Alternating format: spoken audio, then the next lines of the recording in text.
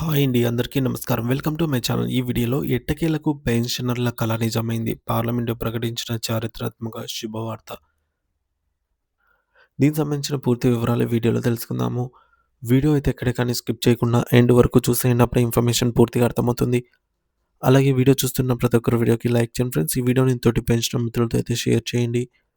కొత్తగా మన ఛానల్ చూస్తున్నవారు ఇంకెవరైనా సబ్స్క్రైబ్ చేసుకున్నట్లయితే వెంటనే మన ఛానల్‌ని సబ్స్క్రైబ్ చేసుకోండి. సో, దీని ద్వారా నేను చేసే లేటెస్ట్ వీడియోస్ అన్నీ మీ వరకు రీచ్ అవుతాయి.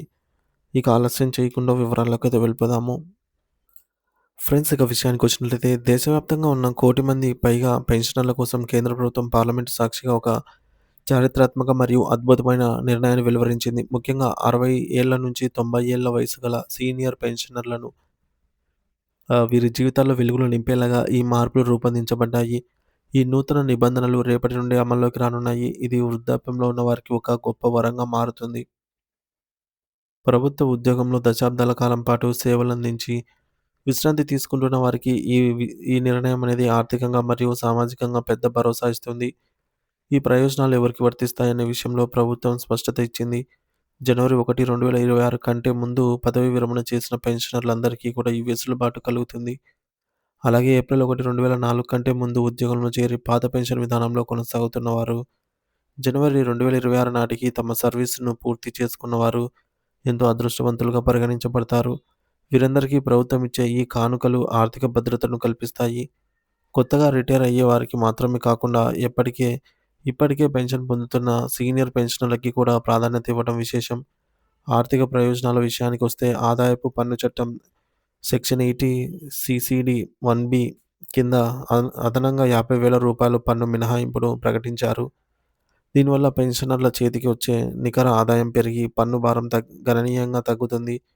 పెరిగిన ధరల దృష్ట్యా ఇది ఒక గొప్ప ఊరట. అంతేకాకుండా గత 11 సంవత్సరాలుగా పెండింగ్‌లో ఉన్న పెన్షన్ రివిజన్ ప్రక్రియను పునరుద్ధరించడం పెన్షనర్ల చిరకాల స్వప్నాన్ని నెరవేర్చినట్లయింది. 8వ వేతన సంఘం సిఫార్సుల నేపథ్యంలో ఈ రివిజన్ వల్ల పెన్షన్ మొత్తంలో గణనీయమైన పెరుగుదల ఉంటుంది. ఇది పెన్షనర్ల జీవన ప్రమాణాలను మెరుగుపరుస్తుంది.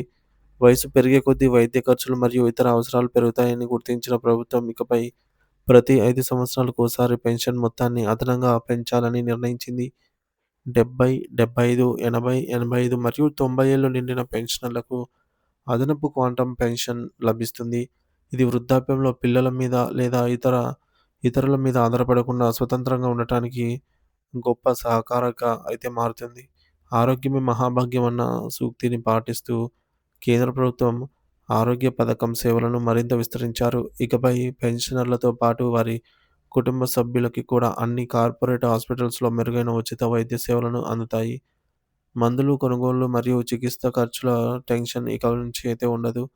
కుటుంబ ఆర్థిక స్థితిగతులను బలోపేతం చేసేందుకు పెన్షనర్లు తమ భార్యల పేర్లతో తీసుకున్నటువంటి హౌసింగ్ లోన్ లేదా పర్సనల్ లోన్‌లపై ప్రత్యేక వడ్డీ రాయితీలు మరియు సబ్సిడీలను ప్రభుత్వం ప్రకటించింది. ఇది పెన్షనర్ల కుటుంబాలకు ఆర్థిక స్థిరత్వాన్ని ఇస్తుంది. పెన్షన్ అనేది కేవలం ప్రతి నెల బ్యాంకు ఖాతాలో పడే నగదు మాత్రమే కాదు. అది మన సీనియర్ సిటిజన్ల గౌరవం మరియు వారు కష్టపడి సంపాదించుకున్న హక్కు అని parliament ఉద్ఘాటించింది.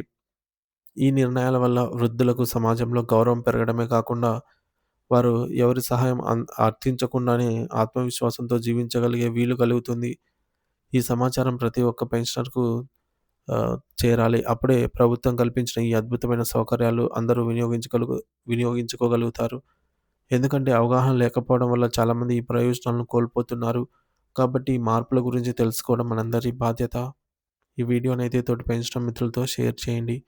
Thank you for watching this video.